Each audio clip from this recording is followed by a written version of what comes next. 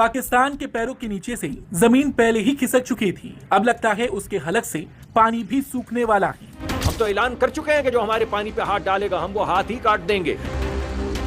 Pakistan must treat every step towards the strangulation of its waters as a national security assault. Pakistan के defence minister Khwaja Asif से लेकर farmer विदेश मंत्री बिलावल भुट्टो जरदारी तक पाकिस्तान के तमाम नेता सिंधु नदी के पानी के लिए खून बहाने की बातें कर रहे हैं। भारत की जानिब से जो आबी जारियत की गई, जो पानी को वेपनाइज करने की कोशिश की गई, उसके नतीजे में हम ये देख रहे हैं कि अब उसके असरात सामने आना शुरू हो गए हैं। और कि ये गलत है जो भारत कर रहा है, ये नैतिक रूप से गलत है, लीगल रूप से गलत है। अब ये धमकियां दे रहा है, कह रहा है हाथ काट दे तो काट लो। कोई कह रहा है सांस रोक लेंगे तो रोक लो। हमने मना करा है आपको कि हाथ मत काटो या सांस मत रोको। ये चिट्ठी दोनों देशों के प्रधानमंत्रियों को लिखी गई है। आप कह सकते हैं कि पाकिस्तान एक तरफ तो धमकी लॉन्चर चला रहा है तो दूसरी तरफ बुद्धिजीवियों ने चिट्ठी लॉन्चर चलाकर शांति की दुआई दी है।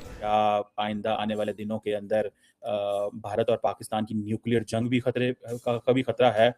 सिंधु जल संधि यानी इंडस वाटर ट्रीटी को लेकर भारत ने जैसे ही तेवर खड़े किए, इस्लामाबाद से लेकर कराची तक हड़कंप मच गया। लेकिन इस बार बिलावल ने जो कहा वो सिर्फ बयानबाजी नहीं बल्कि एक खुली धमकी है, और वो भी परमाणु हमले की। आप कैसे देखते हैं कि इंडियन धमकियां, सेंतास माहदे को सस्पेंड कर देना और अभी पानी को रोकने के लिए जो भारत इकदाम कर रहा है, तो पाकिस्तान को फौरी तौर पे क्या करना चाहिए, क्या स्ट्रेटेजी बनानी चाहिए? पाकिस्तान भारत की जंग हो, पानी की धमकी आ रही है। बिलावल साहब भी आज कहते हैं कि पानी को हथियार बनने नहीं देंगे, लेकिन हकीकत यह है कि पानी को हथियार बनने से अब कोई रोक भी नहीं सकता।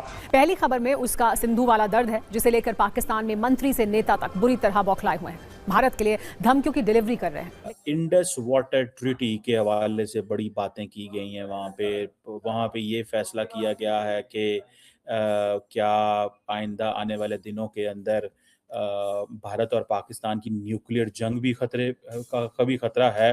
इस हवाले से भी बातें हुई हैं, जिसमें बिलावल भुट्टो जरदारी जो हैं वो बड़ा खुल के बोले हैं और उन्होंने कहा है कि कम व्हाट में इंडिया को अपना रवैया बदलना पड़ेगा।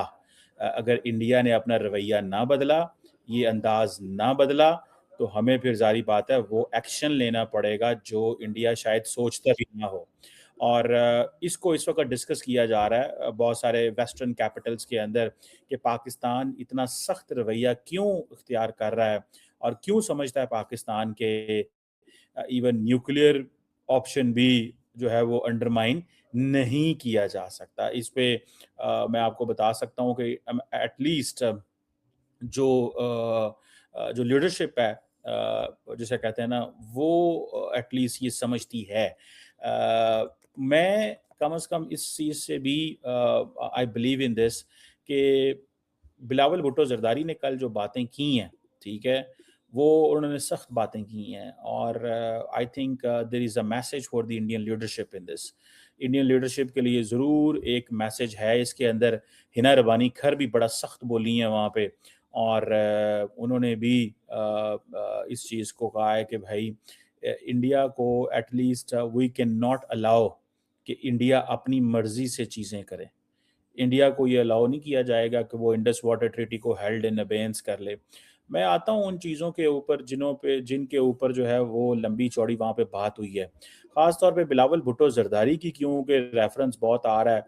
लोग समझते हैं कि जी बिलावल साहब जो हैं उन्होंने ये क्यों सब कुछ बातें की हैं और बिलावल को क्यों कहा गया, और Bilawal is a poster child है कि उसको आप उसने वो जिसे कहते हैं ना एक नेशनल सिक्योरिटी हॉक के तौर पे प्रेजेंट किया गया है और पाकिस्तान ने थ्रेटन किया है इंडिया को कि मिलिट्री ऑप्शन जो है उसको भी रूल आउट नहीं किया जाना चाहिए। लेकिन मैं आपको बात बताऊं, बिलावल भुट्टो जरदारी ने कल जो इंडस वाटर ट्रीटी पे हेल्ड इन अबेंस की बात की, जिसपे जनरल उन्होंने बातें की हैं, जिसमें उन्होंने कोट किया है न्यूक्लियर थ्रेशोल्ड को, जिसमें बेसिकली जनरल किदवाई ने 3-4 पाकिस्तान के एक फॉर्मर जनरल है लेफ्टिनेंट जनरल किदवाई जो कि एसपीडी के हेड रहे हैं, उन्होंने एक दफ़ा इटालियन जर्नलिस्ट को एक इंटरव्यू में 4 बातें की थी कि हम इंडिया के खिलाफ न्यूक्लियर कब इस्तेमाल करेंगे। उनमें से एक पॉइंट जो था दैट वाज कि अगर इकोनॉमिक स्ट्रैंगुलेशन होती है पाकिस्तान की, तो that is where we are going to put, you know, हम इन चीज़ों में जा सकते हैं। एक चीज़ तो ये है और मुझे लगता ये है कि जो इंडियन लीडरशिप है वो दुनिया के सामने जी न्यूक्लियर की बातें होती हैं जी, ये होता है वो होता है जी। अब वो देखिए, water is very important for any country. India को अपना वो पैगाम दिया गया है। कल बड़ी इंपॉर्टेंट जो इस्लामाबाद में कॉन्फ्रेंस हुई है, जिसमें साग ढार साहब भी बोले और बड़ा टिका के उन्होंने कहा जी हम तमाम इश्यूज जो हैं वो टेबल पे बैठ के हल करना चाहते हैं। कंपोजिट डायलॉग है, टू टू टैंगो है, लेकिन ये पाकिस्तान के लिए इम्पोर्टेंट सिर्फ नहीं है कि इंगेज करें, ये इंडिया के लिए भी है। और उन्होंने कहा जी इंडिया के अंदर नैरो माइंडेड हिंदुत्व फिलॉसफी है, 2 अरब का ये खिता है और यूनाइटेड नेशंस के प्रिंसिपल को इग्नोर कर दिया गया है। पाकिस्तान मुसलसल ये कह रहा है। और इंडस वाटर ट्रीटी जो है ये वाटर शेयरिंग अरेंजमेंट है, लेकिन ये एक वाइटल इंस्ट्रूमेंट है रीजनल पीस स्टेबिलिटी का। वाटर को वेपनाइज किया गया और ये सारी चीज़ें की गई, तो फिर जो हमसे हुआ पाकिस्तान वो ज़रूर करेगा और पाकिस्तान पीछे नहीं हटे।